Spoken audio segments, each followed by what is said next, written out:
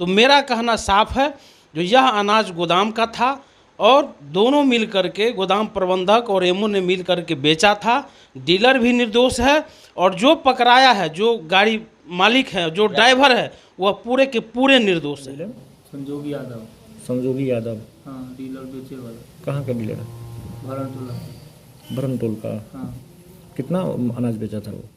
माल था 55 बोरा टोटल गेहूँ मिला के। 55 बोरा। और चावल गेहूँ मिला के? हाँ, 2 बोरा गेहूँ था, बाकी 53 बोरा चावल था। और मैंने डीलर बेचा था अनाज? हाँ, डीलर बेचा था। प्रखंड आपूर्ति पदाधिकारी और गोदाम प्रबंधक दोनों मिलकर के उस अनाज को बेचता है और वह अनाज कुछ डीलर के यहाँ, जो दोनों पदाधिकारी के नज़दीकी जो डीलर है, उनके यहाँ भेजा जाता है और वहाँ से व्यापारी को दिया जाता है। जिला समाहर्ता के समक्ष डेरा डालो घेरा डालो कार्यक्रम शुरू करेंगे इन दोनों पर कार्रवाई के लिए।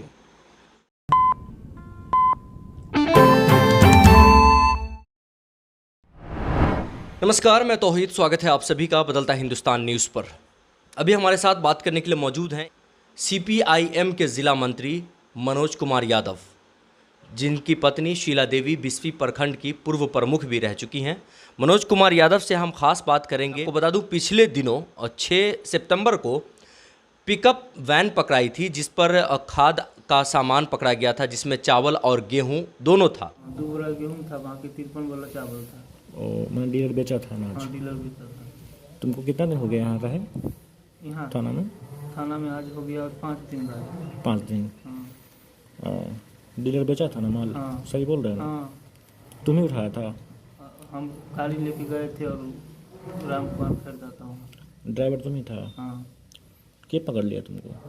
वो एगो लड़का था भरनटोल से, पहले का सहनी नाम के पुण्य, वही गाड़ी पकड़ा। अच्छा। 2 आदमी से। तुम डीलर के यहाँ लोड कर रहा था तो? हाँ, नहीं, गाड़ी दुधरी चौक पे पकड़ा है। वो लोड करने के बाद तुम जा रहा था? हाँ। डीलर के यहाँ से लोड करने के बाद? हाँ। तो पिकअप का ड्राइवर था, उसके द्वारा जो डीलर का बताया गया, उस डीलर के ऊपर जांच चली। 2-3 दिनों तक जांच चला और 3 दिनों तक ड्राइवर को जेल थाने में ही रखा गया। 3 दिन जांच चलने के बाद यह पाया गया कि जो ड्राइवर जिस डीलर का माल बता रहा है, उस डीलर का माल नहीं है।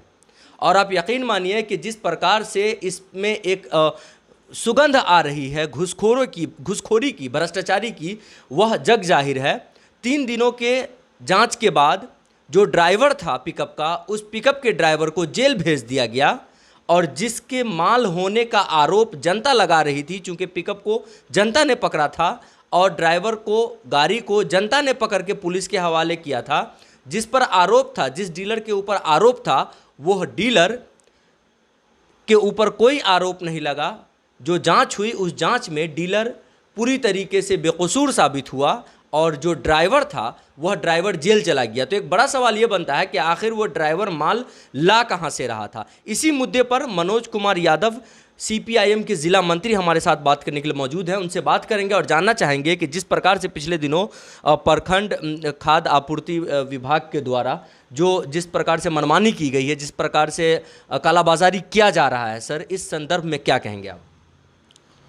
मैंने कल जिला पदाधिकारी डीएम साहब, जिला प्रबंधक मधुबनी और खाद्य आपूर्ति पदाधिकारी जिला, तीनों को हमने लिखित आवेदन दिया है। एमओ का जो रिपोर्ट है उसमें है कि डीलर का जो खाद्यान्न है, वह खाद्यान्न जितना रहना चाहिए उतना उनके यहाँ है। और उसी रिपोर्ट में पारा 7 में दिया है कि यह अनाज गोदाम से निकला हुआ अनाज है, यह अनाज सरकारी अनाज से मिलता जुलता है, यह अनाज अनुदानित दर पर दिए गए अनाज से मिलता जुलता है।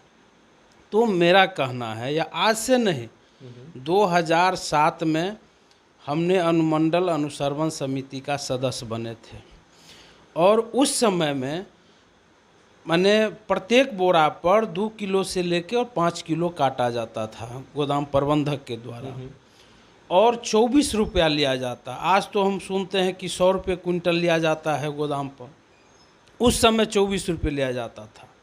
और तत्कालीन अनुमंडल पदाधिकारी राशिद कलीम अंसारी साहब थे। उन्होंने प्रत्येक 3 माह पर बैठक करते थे। उसके जाने के बाद जो भी अनुमंडल पदाधिकारी आए, वे एक बार जब आते हैं, जब बेनीपट्टी में पोस्टिंग होता है तो वे बैठक बुलाते हैं। उसके बाद जब तक वो रहते हैं, 3 साल रहे, 4 साल रहे, 2 साल रहे, एक भी बैठक नहीं बुलाते हैं। तो हमने जो कल जिला पदाधिकारी को लिख के जो दिए हैं, यही बिंदु दिए हैं कि वह खाद्यान्न सही में सरकारी है। वह खाद्यान्न उन्हीं के जांच के आधार पर, वह डीलर का नहीं है। तो मैंने कई पदाधिकारी को कल कहा कि वह अनाज क्या आसमान से आया है कि पाताल से आया है। हम उस जांच रिपोर्ट को समर्थन करते हैं, लेकिन वह अनाज कहाँ का है हमने बताए हैं कि डीलर का जो अनाज काटा जाता है 2 किलो और 5 किलो करके, जो बिना माप तौल के अनाज दिया जाता है, वह अनाज जब इकट्ठा होता है तो प्रखंड आपूर्ति पदाधिकारी और गोदाम प्रबंधक दोनों मिलकर के उस अनाज को बेचता है। और वह अनाज कुछ डीलर के यहाँ, जो दोनों पदाधिकारी के नज़दीकी जो डीलर है, उनके यहाँ भेजा जाता है और वहाँ से व्यापारी को दिया जाता है। तो मेरा कहना साफ है, जो यह अनाज गोदाम का था और दोनों मिलकर के, गोदाम प्रबंधक और एमओ ने मिलकर के बेचा था।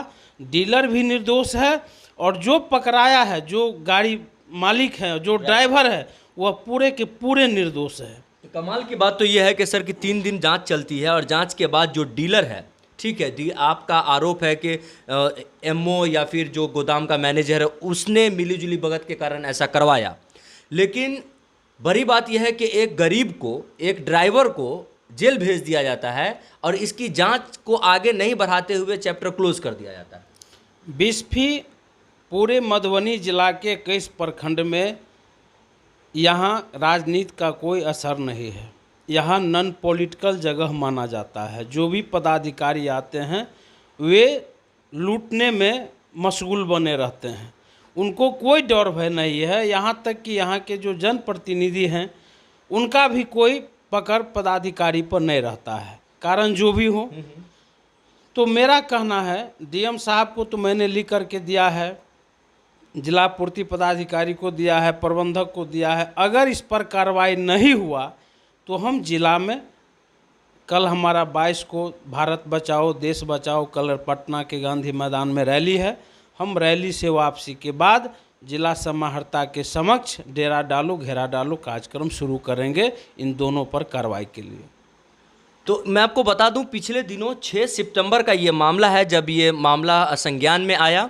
ग्रामीण जिन्होंने पिकअप को पकड़ा था उनसे मेरी बात हुई और उन्होंने साफ साफ कहा कि गोदाम से, डीलर के गोदाम से माल लोड किया गया था पिकअप में, लेकिन उसके बावजूद एमओ की रिपोर्ट में, एमओ की जांच में डीलर को बेगुनाह कर दिया जाता है। इसका मतलब साफ साफ है, जिस तरीके से मनोज कुमार जी बता रहे हैं कि कहीं ना कहीं एमओ और गोदाम के जो मैनेजर हैं उनके मिलीजुली भगत के कारण ही इस प्रकार से कालाबाजारी किया जा रहा है। इस पर किस प्रकार से लगाम लगाया जा सकता है सर?